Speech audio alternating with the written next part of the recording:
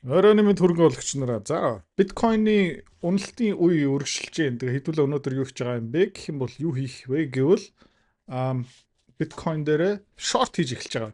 Дахиад BITI бас MicroStrategy буюу strategy дээр ерөөхдөө хэдүүлээ баг зэргийн short position орж байгаа.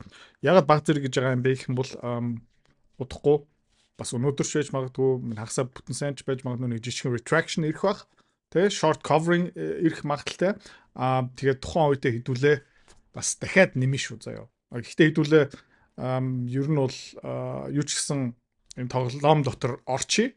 Ягаад вэ гэх юм бол одоо MicroStrategy-гийн чартыг таад үзүүлчихье. Ер нь амар ugly, амар царамуутай чарт.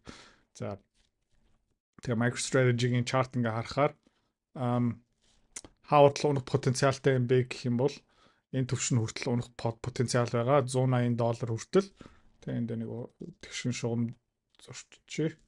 За энэ $180 $178 хүртэл ерөөхдөө унах потенциалтай. Тэгээд нэг bounce хийгээд тэгэл ерөөхдөө дахиад short хийх потенциал байгаа. Энэ биткойны үн ханшин унжиул. Тэгээд биткойны үн ханш $70,000 унчих юм бол MicroStrategy бүр ингээд дампуурах магадлалтай. Ягаад гэх юм бол эднээс нэлээд олон тэрбум долларын өртөө. Тэгээд ер нь бол short хийж байгаа хүмүүс энэ MicroStrategy-ийг attack хийж байгаа. За ягаад баг зэрэгээр одоо орж байгаа юм бэ гэх юм бол хэдүүлээ IonQ-гийн short position руу орсон. Гэтэ дэндүү эрт гарсан. За тэр бол миний буруу тий. Тэгээд шархаа 7 гол байгаа. Хэдүүлээ хизээ гарсан бэ гэх юм бол 3 хоногийн өмнө энэ хаваар гарсан. Гарах ёсгүй байж таарлаа. Гэхдээ ерөөхдөө ирээдүй харж чаддаг хүн бидний дунд харамсалтай байхгүй. Би зүгээр таамаглан энэ удаадаа миний таамаг ерөөхдөө буруу байж таарсан. IonQ ерөөхдөө нэг support zone дээр ирсэн байгаа. Тэгээ миний таамаг юу юм бэ гэх юм бол одоо нэг bounce хийгээд дахиад доошоо үргэлжлүүлээд унах магадлал бол байгаа. Тухайн үедээ хэдүүлээ ерөөхдөө IONZ та тарж байгаа юм бол хөөхөн 5.8 дээр ирсэн байгаа хэдүүлээ харамсалтай $4 10 цент дээр зарсан зараг байсан бол дахиад хөрхэн ашиг авах боломжтой байсан. Rigetti Computing бас ерөөхдөө нэлээд эрчтэй унжийн таад нь харж байгаа юм бол support zone хаана юм бэ гэх юм бол энэ хаваар нэг support zone байна. Тэр хүртэл ерөөхдөө унаа тэгээ өргөжлөөд бүр унах магадaltaй хаа хүртэл юм бэ гэх юм бол $5-6 хүртэл унах боломжтой. Гэхдээ pre-market дээр $23 RSI-н бүр ингээд навс унтсан байна 30 хэдэн дээр. Тэгээд хэдүүлээ IonQ Rigetti Computing дээр хизээ дахиад short хийх юм бэ гэх юм бол жижигхэн bounce жижигхэн амсгаа авахаараа хэдүүлээ орж ирж дахиад ийшээ орно RGTZ тэгээд та харж байгаа бол all time high дээр ирсэн байна $28. Одоо $30 гарчлаа. Бурхан маань хэдүүлээ $20 дээр зарсан. Тэгээ $14 гарсан одоо барыг нэг double touch байсан байна. Гэхдээ энийг зүгээр хаях ёстой. Тэгээ сэтгэл зүйн дарамт болно. Тэгээд хэдүүлээ яагаад энийг сурах гэж явж байгаа юм бэ? Сураа явж байгаа юм бэ? Туршлага хөрвүүлж байгаа юм бэ гэх юм бол энэ сэтгэл зүйн паниктах, шуналдах, фомодах тэрнээс ерөнхийдөө салах гэж явж байгаа. Тийм учраас хэдүүлээ бас энэ MSTZ буюу BITI дээр баг дүнгээр орж байгаа. Дахиад жоохон recovery ороод ирэх юм бол хэдүүлээ зүгээр нэмчин. Хуцааны арилжаа хөрөнгө олт тийм мөнгөөр мөнгө олох. Амар сонирхолтой байгаа ч тийм. Гэхдээ амар хэцүү. Хэвч хүмүүс нь ерөөсөж чаддгүй. Ягаад чаддгүй юм бэ гэх юм бол ментор багш байхгүй. Community байхгүй. Одоо сайн сонсоорой.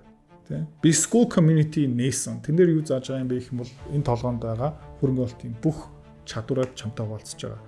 Тэрнээс гадна би ямар хувьцаа хизээ ямар ханшаар хэдэн хуваар авж байгаа юм бэ тэн дээр ил тавигдсан байгаа. Чи нөгөө дүр аж бол. За. Манай community-д нэгдсэн хүмүүс одоо 1 сарын байдлаар доллараар ойролцоо 50-60% өгөөж аль хэдийн авцсан байгаа. За, чи миний энэ чадварыг сурмаар байгаа юм бол энэ видеоны эцэст манаар автна чам дэлгэн мэдээлэл өгнө. Тэгээд school community дотор уулзъя. За, алтны үн хааш ерөөдөө жоохон амьсгаа авчийн та тарж байгаа юм бол магадгүй одоо consolidation zone тодорхой болж эхэлж гин энэ хаваар байх магадлалтай. Одоо алт бол ингээд доош яваад retraction хийгээд ингээд явах юм бол ер нь бол Тэгээ correction zone хаагур явах юм бэ? Ерөөхдөө тодорхой. За silver дээр арай жоохон үр зураг харагдаж байна. Бараг магадгүй double top. Гэхдээ double top магадлал бол баг гэж хэлмээр байна. Яг гэх юм бол алтнаас шалтгаалж байгаа. Тэ алт та тэр чинь бол алтан дээр double top харагдах байна. Нэг bounce тэгээд одоо retraction sideways consolidation эсвэл үргэлжлүүлээд дээшээ явах магадлал байгаа та харж байгаа бол эндээ бас нэг retraction хийгээд ингээд дээшээ үргэлжлүүлээ явсан. Тэгээд энэ зүгээр цаг хугацаа үн ханш яг юу болох юм бэ? Яах юм бэ? Биднэрт хэлээд өгнө. За өнөөдөр саяхан Valora Energy манай багц дотор байгаа хувьцаа сая earnings гаргасан. Group дотор бас ингээд тайлбарлсан. Өмнөх тайл нь жоохон муу гарсан. Гэхдээ өнөөдрийн тайл нь ерөөхдөө давуу нь биелүүлсэн. Борлуулалтын тоо бас дэжгүй. Тийм учраас Valora Energy өнөөдөр pop хийгээд тэ нэг $7 руу хөрөх ёстой баха. За тэгээ өнөөдөр баг зэрэг Oscar Health гэх мэт чинь ягаад хассан бэ гэх юм бол тий ер нь бол S&P 500 ерөнхийдөө нэлээд аимшигын нэлээд том candle down болсон. Тэгээ өнөөдөр pre-market дээр 670 дээр явж байгаа. Тэгээд энэ бол одоо rollover хийх эрсдэлтэй. Тэгээ ерөнхийдөө баг rollover хийх магадлал маш өндөртэй. Хэдхэн хоногийн өмнө бол энэ 50-day moving average-тэй золгоод bounce хийлээ. Энэ gap-ыг сая ерөнхийдөө ингээ fill хийчлээ. Тэгээд өнөөдөр ер нь бол S&P 500 rollover хийгээд доошоо явах уугүй юу? Ерөнхийдөө шийдвэр нь баг өнөөдөр гарах гээд байна. QQQ дээр бас айгу төстэй зураг. Nvidia-гийн хувьцааны ханш өчтөр бас нэлээд доошоо буурсан. Энэ gap-уудыг бүгднийг сая fill хийчлээ. Тэ? Тэгээ харж байгаа бол 50-day moving average тэгээд нэг жижигхэн bounce хийгээд тэгээ ингээд доошоо явж байгаа. За тэгээ техник талаас ингээд харах юм бол энэ бол ингээд доошоо явах магадлал бол маш өндөртэй. За Dow Jones индексийг харах юм бол зураг нь арай өөр, тэ? Арай хүчтэй. Яагаад тийм юм бэ гэх юм бол энэ дотор гигант компаниуд байгаа. Бүр халим шиг компаниуд байгаа. Тэгээд Европоос асар их хэмжээний мөнгө ерөөхдөө зугтж байгаа Америкийн хөрөнгөний зах зээл рүү. Тэд нар ерөөхдөө энэ хэмбэл байх хаан янз бүрийн ингээ хувьцаануудыг сонихгүй байгаа. Тэд нар blue chip хувьцаануудыг худалдаж авч байгаа. Тийм учраас Dow Jones арай бат бүх харагдаж байгаа. Гэхдээ S&P 500, Nasdaq ер нь бол тийм жоохон сул харагдаж байгаа. Тийм учраас тэднэрээс тийм технологийн хувьцаанууд дэс бид нэг позиц жоохон багасгаж байгаа. Тэгээд өнөөдрийн зах зээлийн хөдөлгөөнөөс тэгээд эх 7 хоногийн нэгд өдрөөс ерөөхдөө нэлээд олон юмнууд нь тодорхой болно.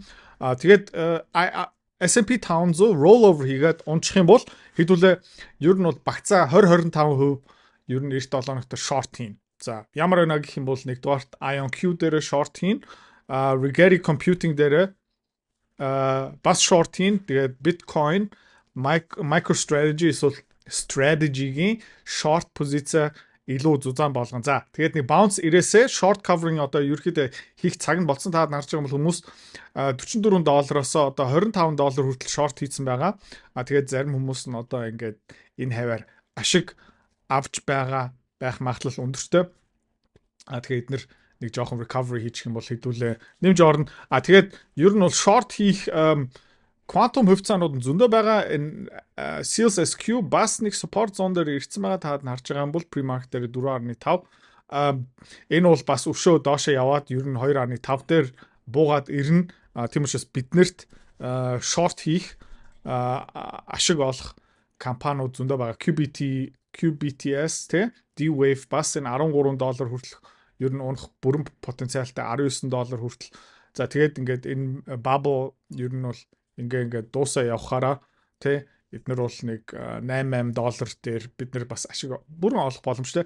Тэгээд нэг юм битээ мартаарай.